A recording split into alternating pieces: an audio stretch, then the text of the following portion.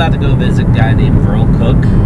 He was in the crosshairs of the widening and the expansion of the I-15 development about 6 years ago. And he's got one of the oldest, longest running farms in Utah. Let's go talk to Verl.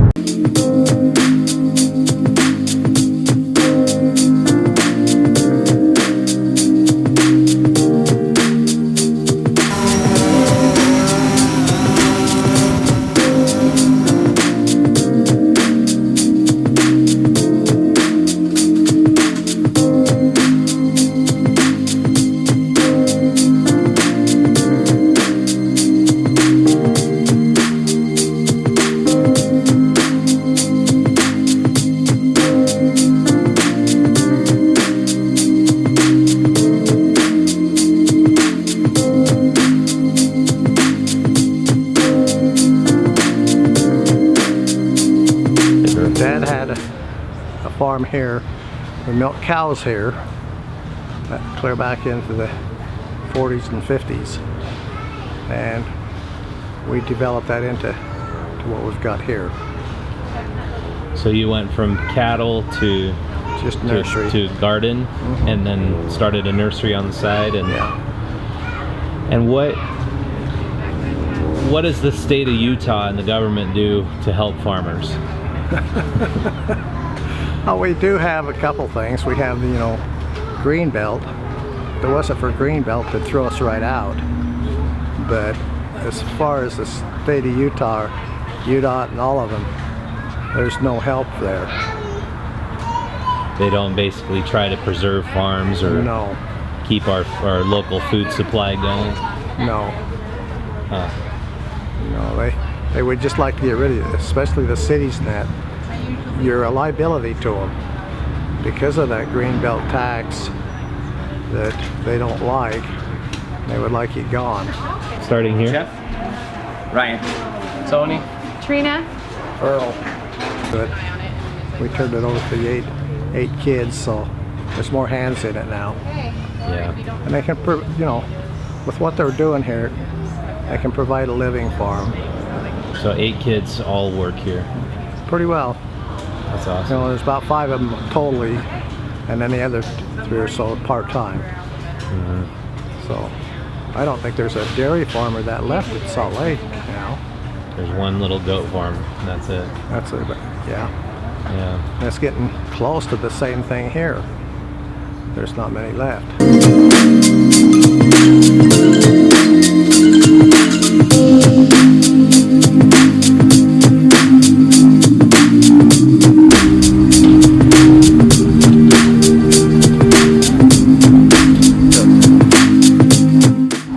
What do you think the state of Utah and the county and the cities could do to help preserve some of the best farmlands in Utah that are still in existence? I think they could listen to public opinion. Envision Utah did a survey recently and stressed the importance of farmland and the water rights, water use being used for farmland and agriculture.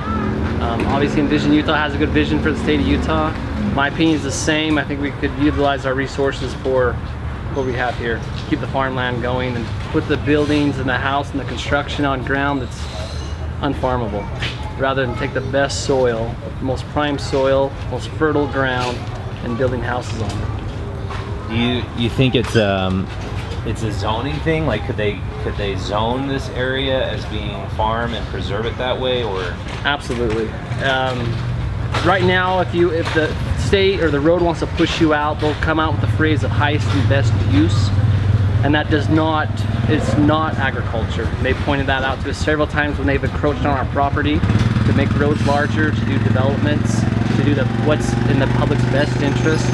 They've actually pushed us back and let us know that that's not highest and best use, and so they won't even value us as high as if we were an actual commercial property or something. And they evaluate best use only in terms of dollars, not open space and the good it does for community and local food source and having what's going to generate the most revenue for the city and state. That's highest and best use. And that's a pretty flawed way to look at it. Absolutely. And they've been pretty blunt and pointing that out to us. They would like to see us relocate. They would like to see something else here that would generate more taxable revenue for the city and the state. are they? The cities, when we've been in meetings with different city, county meetings, just on our agricultural permits, our artesian springs, our water rights, they would like to see us pushed aside for something else to take our place, especially in this nice access right off the I-15. Yeah, but you're not planning on going anywhere, right? Why? We don't have any obligations. We don't have to sell out. I learned to work here.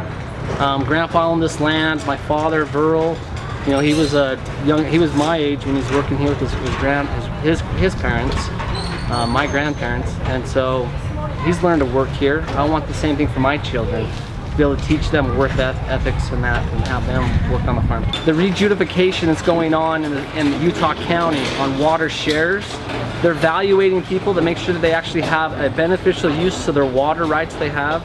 They can attach it to a land. If they don't have a beneficial use, the state is taking that without any compensation. But if you're a city, they don't even inspect the amount of space you have to the amount of water shares you have. It's unfair, it's unconstitutional. So they can just take your water shares. Absolutely. There's a lot of water taking right now. People don't see it, it's in the background. There's a lot of people who have water shares that they've held onto thinking that would have a value later. But if they can't prove right now, in this rejudication, if they can't prove right now that they have a beneficial use to those water shares, the state can just remove them and take them with no compensation.